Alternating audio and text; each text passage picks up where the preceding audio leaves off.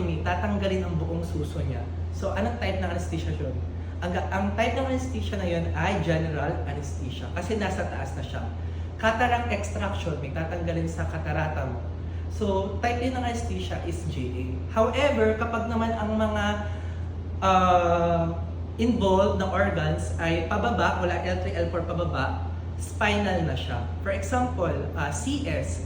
So, tatanggalin ang baby sa uterus. We all know na ang uterus nasa low ng L3, L4. So, under siya ng spinal.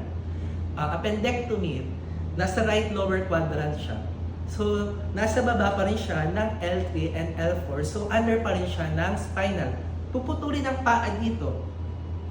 So, under pa rin siya ng spinal. Kasi mas mababa siya sa L3, L4. Kapag up, GA, general anesthesia. Pag pababa, is spinal. Sige, upo ka na. Assuming na nakabook na siya. So, since na si Ma'am ECS with BTL, ang type ng anesthesia na gagawin sa kanya is spinal. Now, before magturok ang pasyente ng ang doctor, ang anesthesiologist ng anesthesia, we have to cleanse yung kanya likod. So, sabi ko nga sa inyo, nag-introduce ng spinal anesthesia sa likod. So, dapat ang pasyente natin ay i-place natin sa left lateral position. Ang tawag dito is left lateral. Then, knee chest. Bakit kailangan natin ng knee chest? Para mas ma-expose ang L3 and L4. So, after nun, kapag expose ang L3 and L4, magkakaroon tayo ng OR light. Dito, kailangan natin linisin ang likod niya. Hindi siya na-sterilize, pero kailangan natin siyang linisin. Usually, ang pinanilinis natin sa likod is alcohol and betadine. So, assuming this is alcohol and betadine, kukuhanin natin itong forceps.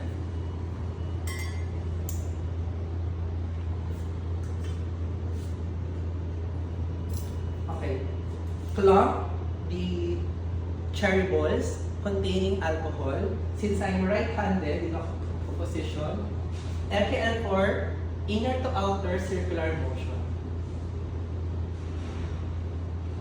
Then, discard. What if kung ako ay masyadong kinabahan kapag nag-prepare or nagpe-paint sa likod? For example, napaganto ako. Hindi ko na-clean yung ibang portion. Hindi mo na siya babalikan kasi mas ma-unsterile yung iyong field. So, ang gagawin mo, since sa 3 cycle siya, sa pangatlong cycle, kukuha ka ulit, doon mo na siya ulit aayusin. Walang space. After ng 3 cycles ng alcohol, 3 cycles ng betadine, same method. Then kapag nalinis mo na yung likod niya,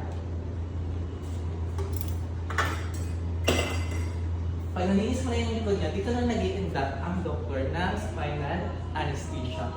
Then after ma-induct ka ng spinal anesthesia, ang pasyente ay i-place sa supine position.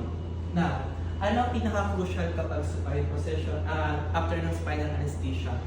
So, pag spinal anesthesia, para ma-determine mo kung gumagana na ang spinal anesthesia, pinapagalaw ang paa. For example, igalaw niyo po ang paa niyo.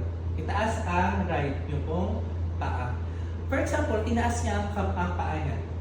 Ibig sabihin nun, hindi pa masyadong umi-epekto ang anesthesia. Pero may times na pag tinaas ang kanyang paa, pero sinabi niya na medyo mabigat-bigat na, malapit nang umi-epekto ang anesthesia natin. Usually, dapat kapag sinabi natin itaas ang kanyang paa, hindi niya na maitataas. Doon pa lang tayo masasabi natin na effective ang ating spinal anesthesia. Then afterwards, kapag nagkaroon na tayo ng effective mang spinal anesthesia, during operation, kailangan natin i-monitor ang pag-ihi ng pasyente. Kasi nga, paralyze ang iyong katawan mula dito hanggang dito. So, ang pasyente, hindi niya makokontrol ang pag-ihi. So, para ma-monitor natin ang kanyang pag-ihi, kailangan natin siyang sondahan.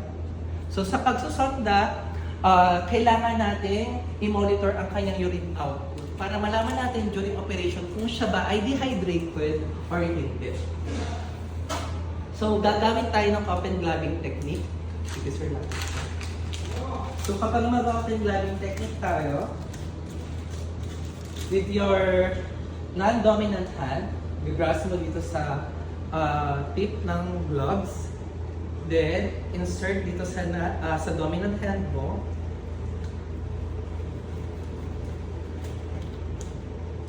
consider na itong sterile. So para makuha mo yung isang gloves, use the scoop method. I-scoop mo yung loob kasi ito yung sterile part. Yan, scoop method. Then, insert.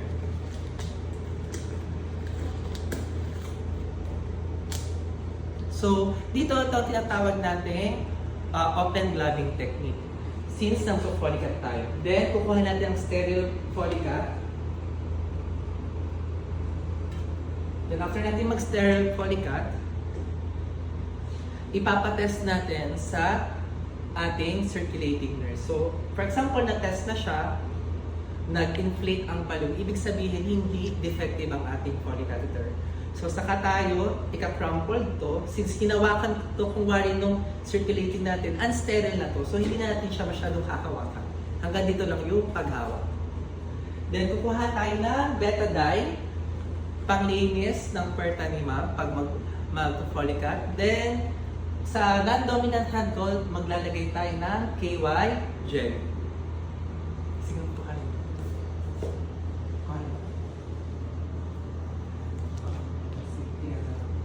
And after nun, since na right-handed ako dito, may isa akong mag-help sa akin para i-position si ma'am sa dorsal recondyle.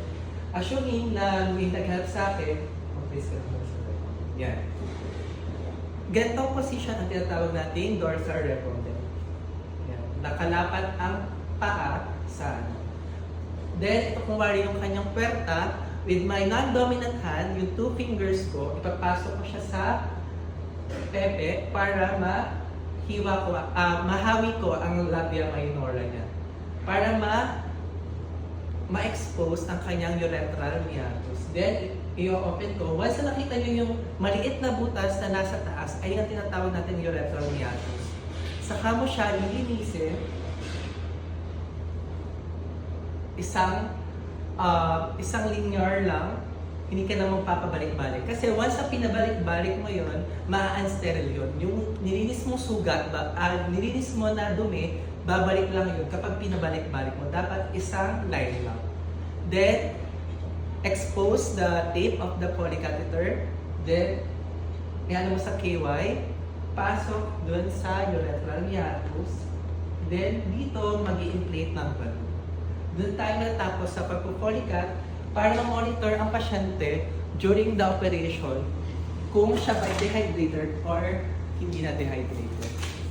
Then after nun, kapag naano na natin siya, tawag ito na polycatheter na, ang circulating nurse, ipe-prep na si ma'am.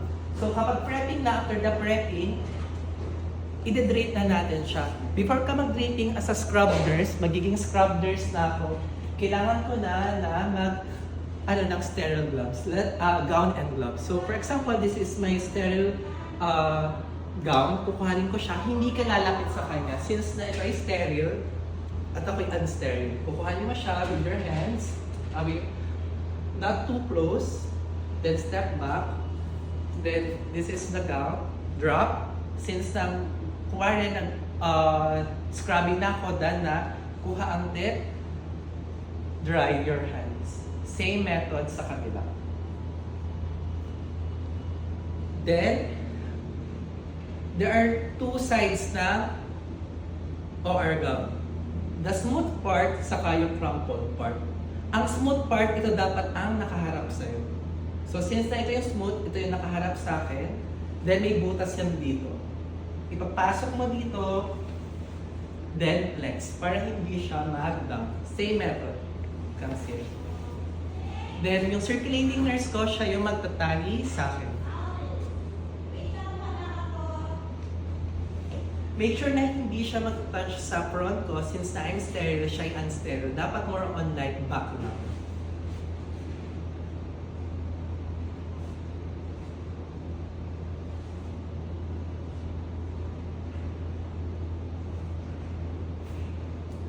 Then, hawakan tong panali, pa-down, kay ma'am.